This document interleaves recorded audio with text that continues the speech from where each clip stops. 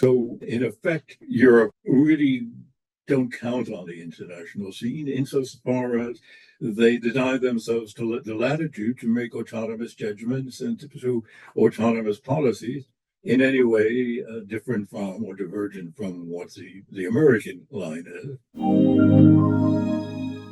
In Britain, the issue is they talk a lot about illegal immigration and to think in terms of a nativist English nationalism or British nationalism. It stems from sort of tensions over the immigration issue. But there's been, of course, a lot of legal immigration from former British colonies in Asia and Africa, in particular India and Pakistan and Ceylon.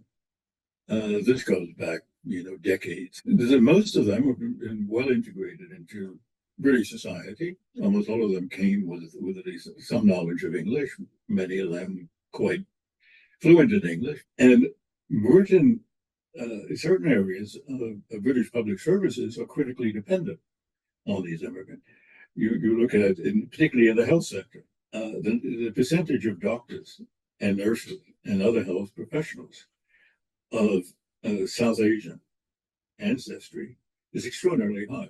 But this has still left a residue of immigrants who are seen as somehow rivals for social status, if not for employment and jobs, among Britain's less educated, working class and middle class population. And this is a segment of society which has counterparts on the continent, all across Western Europe.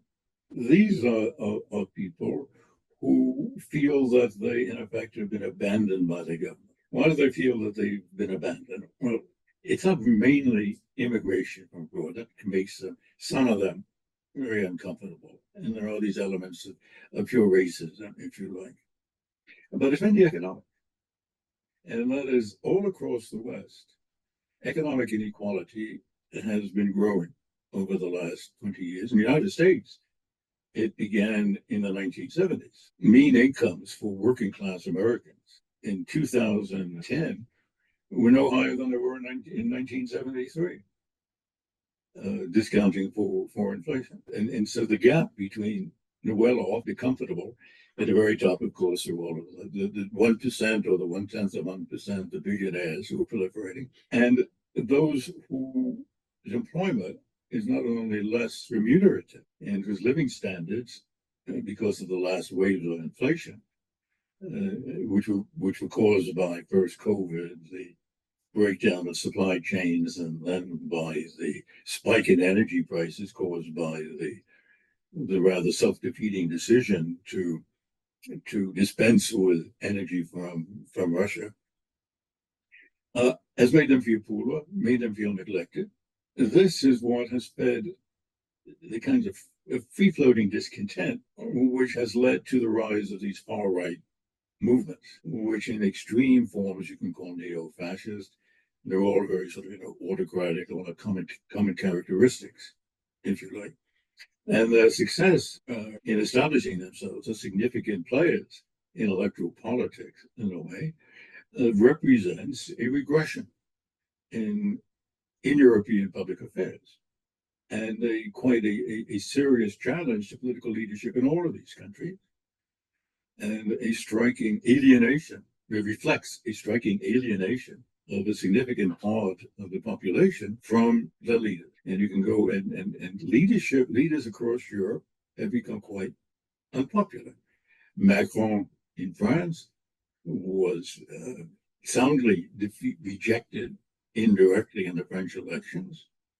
Mr. Scholz and his unstable coalition in Germany has favorable ratings for his party, the SPD, the old Socialist Party, something around 14%. In the polls, his party gets less support than the new far-right party. Same thing has happened in the Netherlands and in Sweden. Now, in Britain, you don't have the party. You have this party led by Mr. Farage, the Reformist Party, which is really based upon those disaffected from the Conservative Party. rather than workers.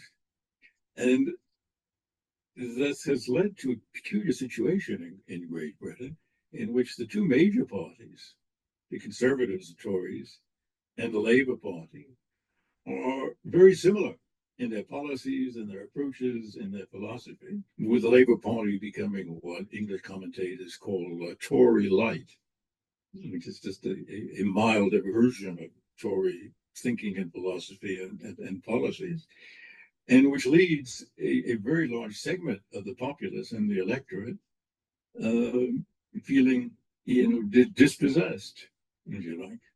And so we'll see what one of it. You might just notice that Mr. Starmer's Labour Party, which in terms of seats in Parliament won this overwhelming historic victory, received only 33% of the vote, which was, by the way, the lowest total Labour Party has received since World War II.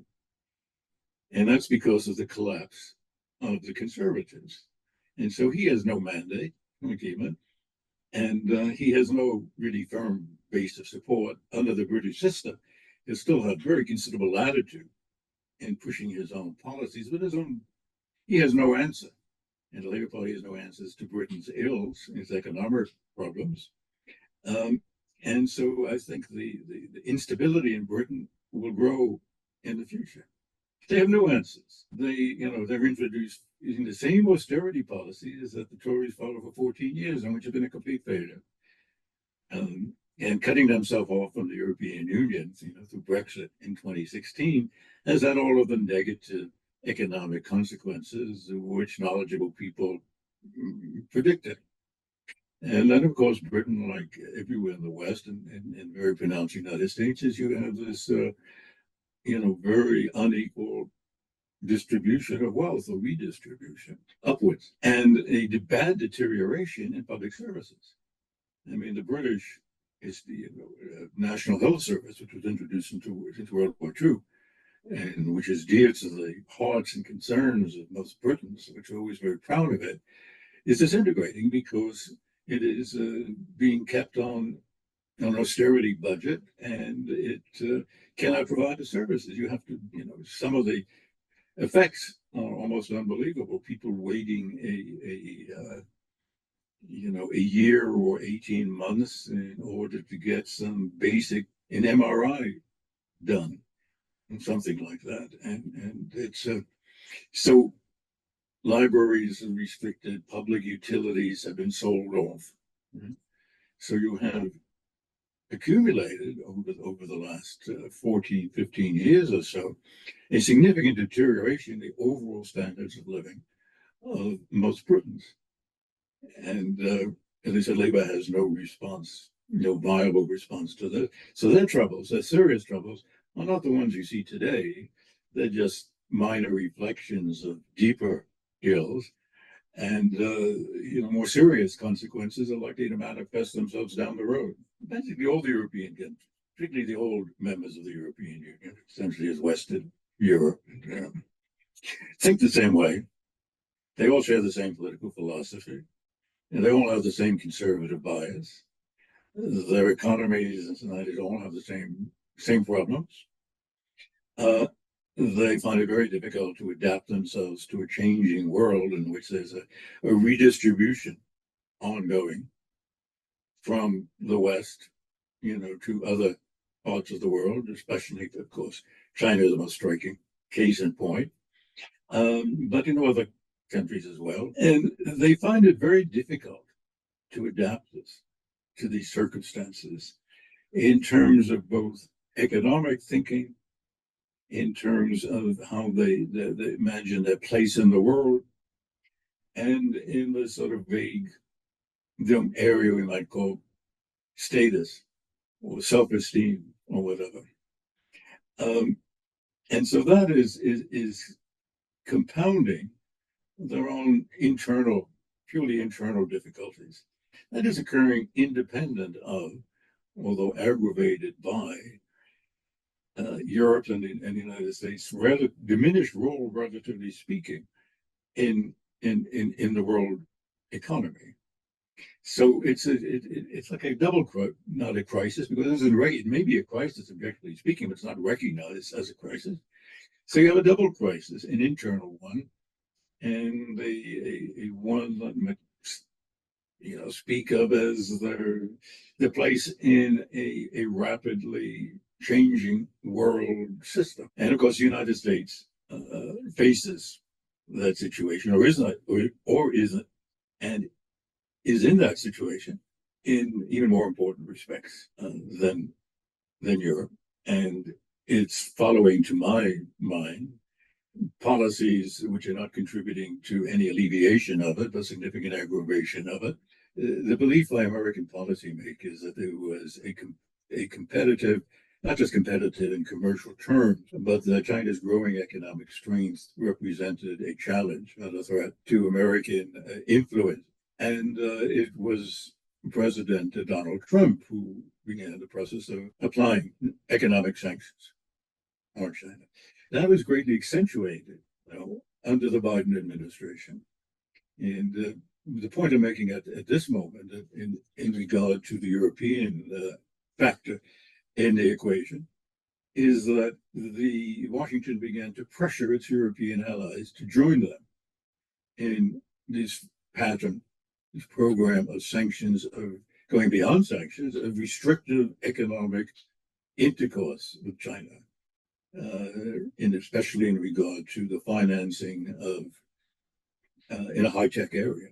And now, of course, which is broken out into a veritable mercantilist approach and war, in which the Biden administration has tried to greatly diminish American participation in the high-tech areas of China, and to make the United States less dependent and more self-sufficient, like in the domain of semiconductors. And this sort of radical policy, whose roots are to be found in overall grand American strategy, in effect was imposed on the Europeans. So what you see is the United States as European partners, following the United States in its wake, as they say, and increasingly, introducing and implementing more of their own, more and more restrictive measures, almost across the board, whether ranging from imports of electric sort of vehicles to trying to sort of shift suppliers of computer chips, but the whole panoply of barriers that Washington has been trying and has been erecting between the United States and China, economic barriers, have been adopted by the Europeans. One might say it was certainly against their interest. It would be wrong to say it was against their will because they didn't have enough will to resist it. And that raises the question, well, as I said, it's mainly because Europeans lack any political will, they lack unity. They have not found a need, although in objective terms they have had a need, to think through their own strategic interests, quite apart from whatever lead or direction is coming from Washington. So Europeans, in fact, don't exercise any significant political will on their part. And they live in a dependency relationship with the United States, which dates back to the Cold War. And they have lost the aptitude and this self-confidence to assert themselves in any way which could run counter to American thinking. So, in effect, Europe really don't count on the international scene insofar as they deny themselves to the latitude to make autonomous judgments and to pursue autonomous policies in any way different from or divergent from what the American line is.